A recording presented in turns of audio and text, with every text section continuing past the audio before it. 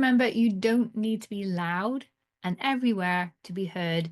You just need to resonate with your ideal client. So really focus in on that. And what can be helpful is to not think about your ideal client as a niche, a big group of people, but one single person. Then your marketing becomes really specific. Your messaging stands out, and it's much easier to create thinking of one person than thinking of a big group of people and trying to find what's going to resonate with everybody. Hello and welcome to the Art of Value Whispering podcast. I'm your host, Melitta Campbell, business coach, value whisperer, and advocate for introverted female experts who want to build a business that feels natural, authentic, and true to them. Each week on this show, we explore what it really takes to create a quietly impactful business, one that thrives through meaningful marketing, value-driven sales, and self-leadership. So if you're ready to attract your dream clients, sell with confidence, and create lasting success on your own terms, you're in the right place. And today I want to look at something that I have a lot of conversations about, and that's how do you stop your marketing from feeling a chore? And I hear from a lot of business owners and experts who are really falling out of love with their marketing and questioning, can I build a business without any of this? What would it take to get clients without having to do marketing? And it is very difficult with zero marketing because nobody will know about you.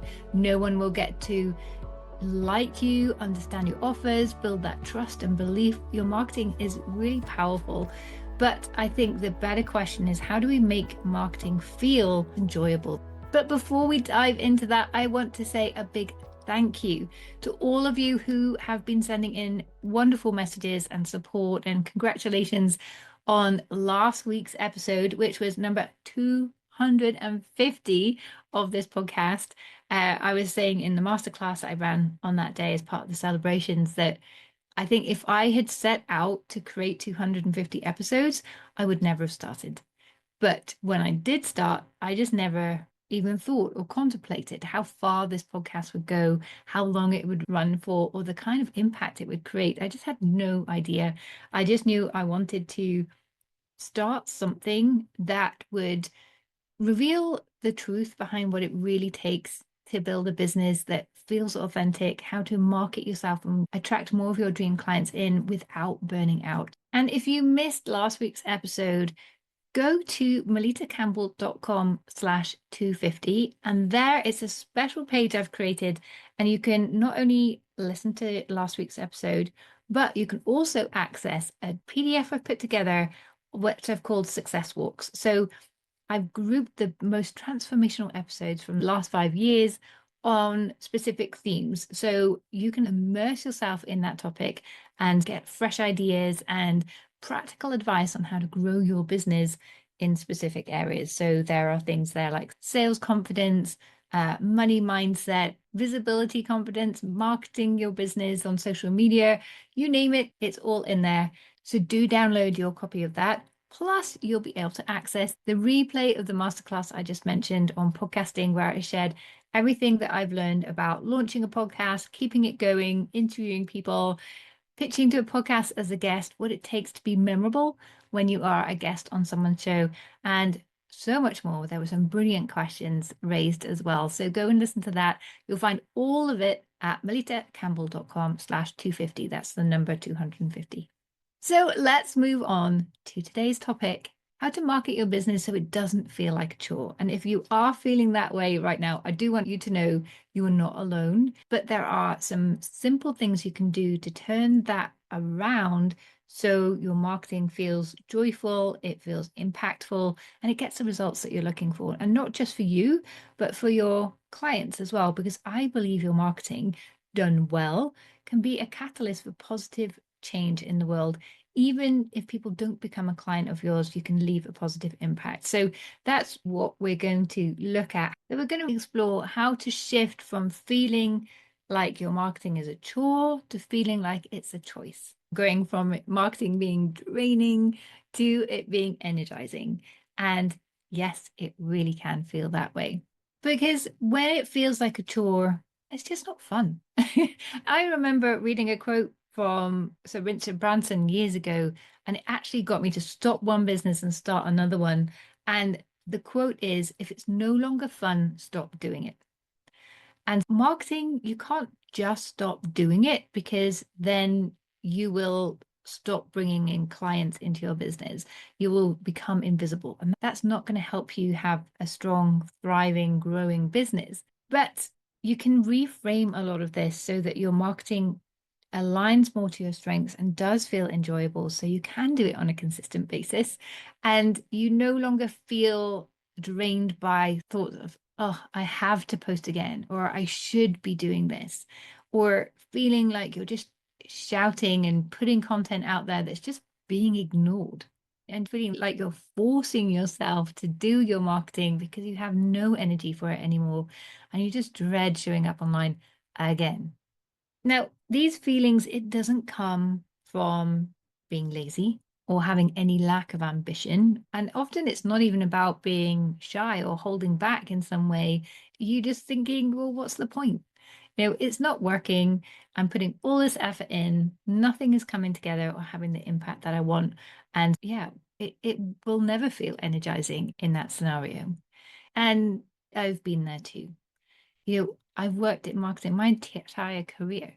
Since I was 16, I've been working in this area, and marketing is something that I'm really passionate about. But even I get caught in that grind, feeling obliged and under pressure to post something on social media. And of course, that pressure isn't coming from anyone else but me.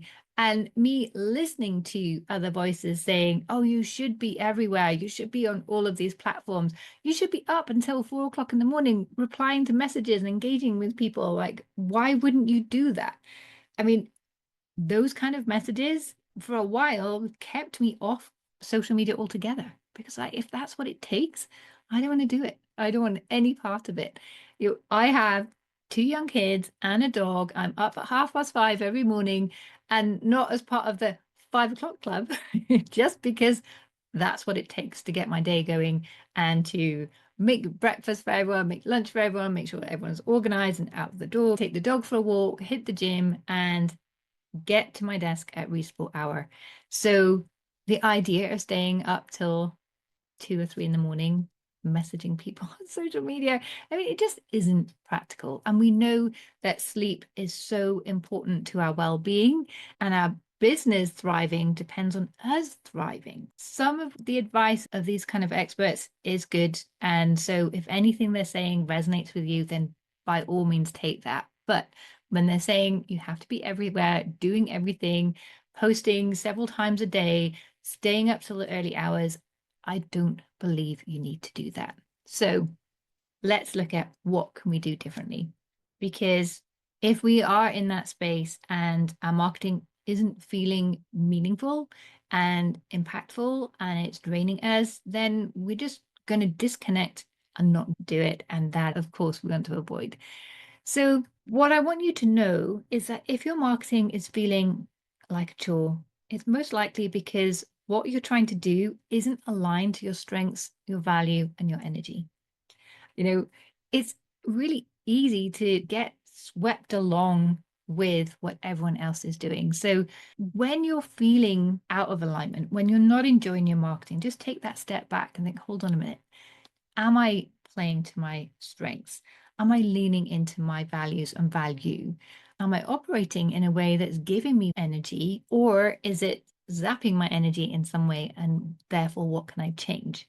And these thoughts and feelings is why I developed the Value Whispering Blueprint in the first place, to give a systematic process for finding your value, really identifying your ideal client. And a lot of people get stuck because they know this information, but they don't know what to do with that information. So we look at where these two pieces of information overlap. It becomes your value sweet spot. And if you build all of your offers, marketing, sales, everything from this value sweet spot, then you're naturally differentiated. You're naturally leaning into your strengths. And even though, as I said, my clients have done this process, they know their value sweet spot without some form of accountability and community, a coach or someone supporting you, it can be really hard to stick to that in reality.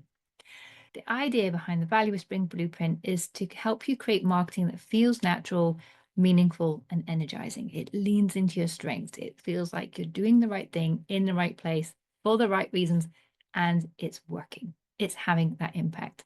So there are 3 shifts that I want to share with you that you can make that will start helping you make your marketing more enjoyable.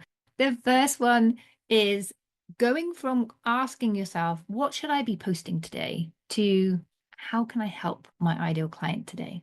This reframe changes your content creation from feeling like a duty or an obligation to feeling of something of service and an opportunity for you to help someone. And I know if you're listening to this podcast, you have a really big heart, a huge capacity for helping, and that's really motivating for you. So rather than going, I need to post something just for the sake of it, and shifting to feeling like, if I post this, it's going to help someone today, it's going to help them feel less alone, it's going to help them be more effective, it's going to help them shift their mindset, whatever it may be. If you can shift from that obligation to some way of being of service, it can make a huge difference. So ask yourself, what does your audience need right now? Go back to who your ideal client really is. Who is that dream client? Where are they stuck today? What are they struggling to do? And you can go down into the absolute details in this moment. What are they trying to do? And how are they feeling about that? And what can I do to help them feel differently, or to get better results? Or perhaps both, because often where we get stuck is thinking one way, and just by changing that thought already we can get different results.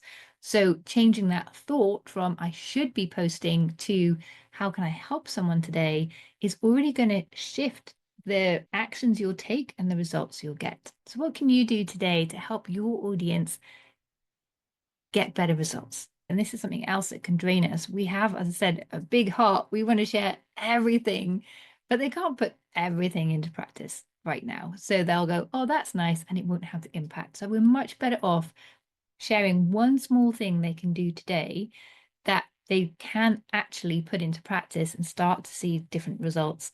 It's much less overwhelming for them, and it's much less overwhelming for us to put that kind of content together as well.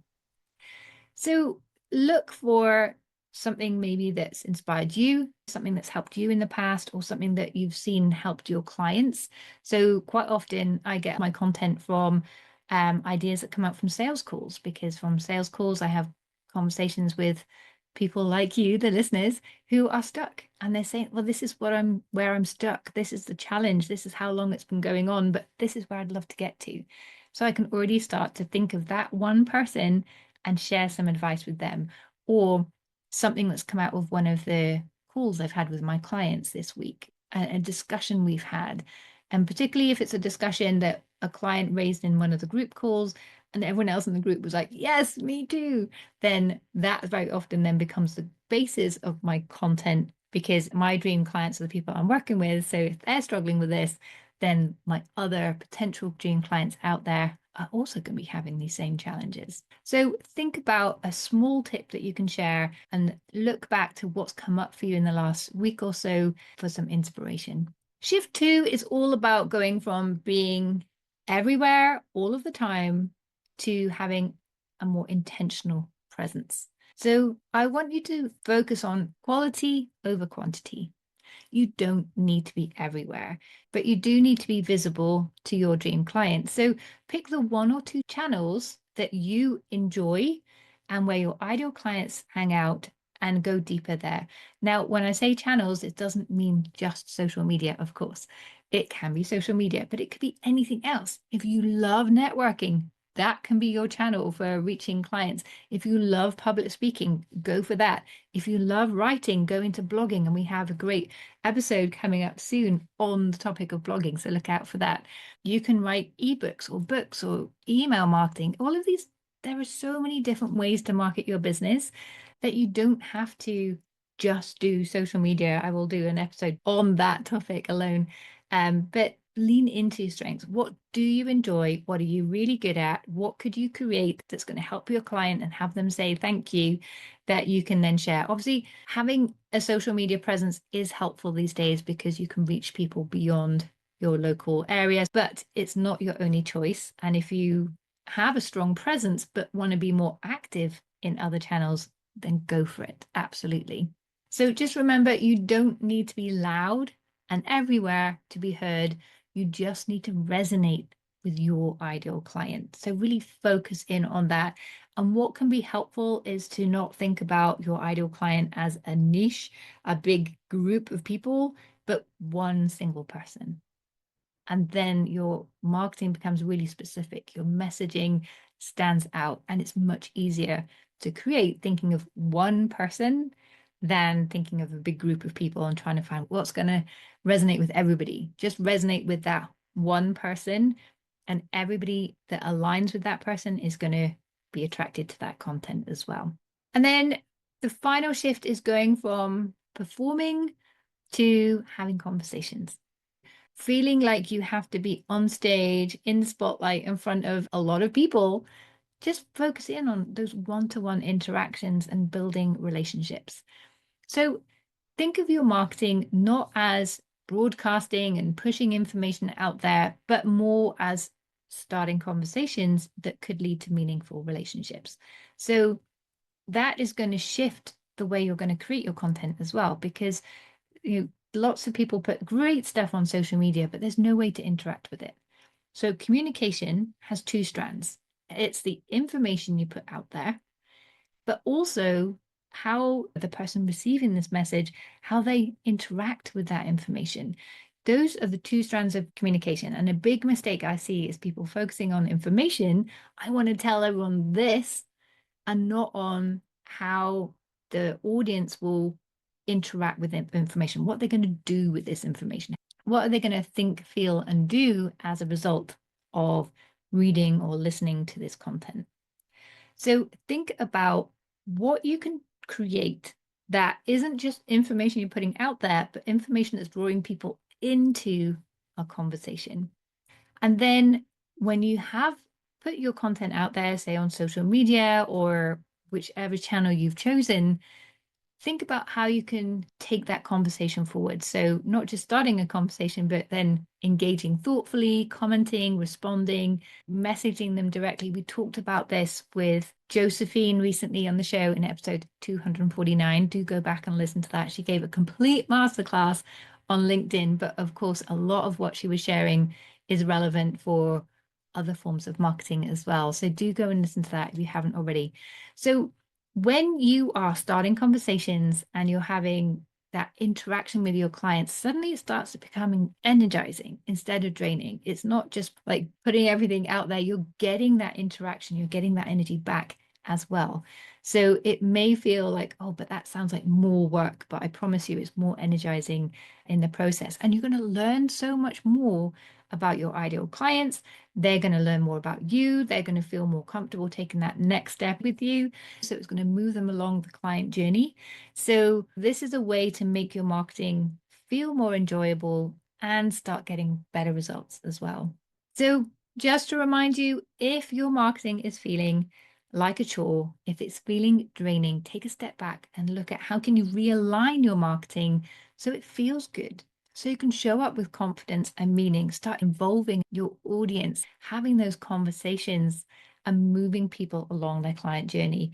And the more energy and joy you have for your marketing, the more energy and joy your audience is going to have when they experience that marketing as well. And when you lean into your strengths, lean into your message, lean into that impact you want to create and build marketing around that, then it will start to feel like a natural extension of the way you want to show up and the difference you want to make in the world.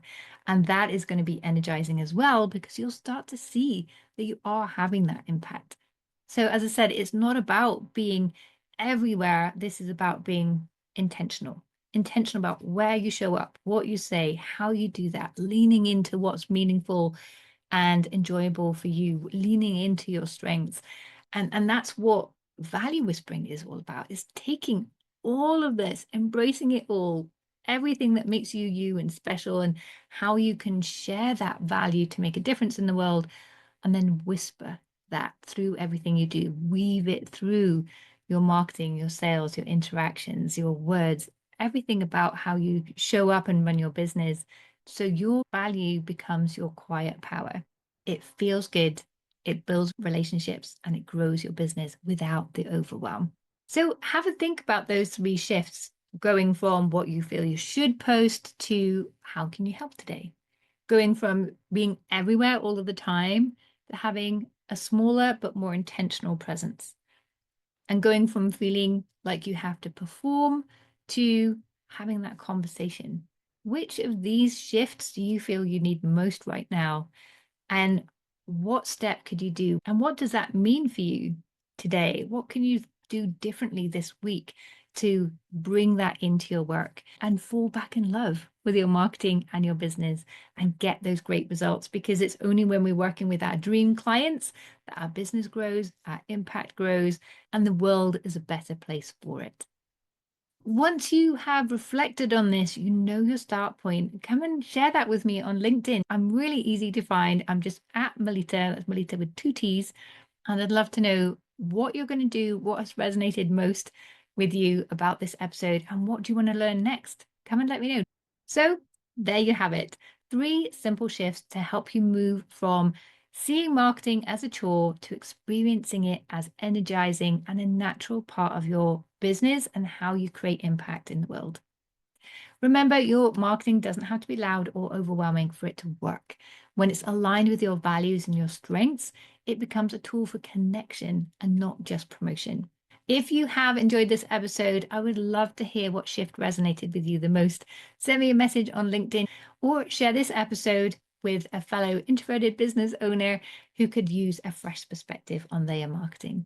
And if you'd like to go deeper, the Value Whispering Blueprint is my step-by-step program to help you create aligned, effective marketing and sales strategies that feel like you, that feel enjoyable, align with strengths, have an impact, and get results. Go to valuewhispering.com for all of those details, and I'll pop the link in the show notes for you as well, alongside the link for all the bonuses linked to last week's 250th episode at melittacampbell.com/250. So I'm your host, Melitta Campbell, business coach and value whisperer, and I look forward to seeing you again next Wednesday. And until then, remember, it's not about who shouts loudest, but who resonates deepest. Bye.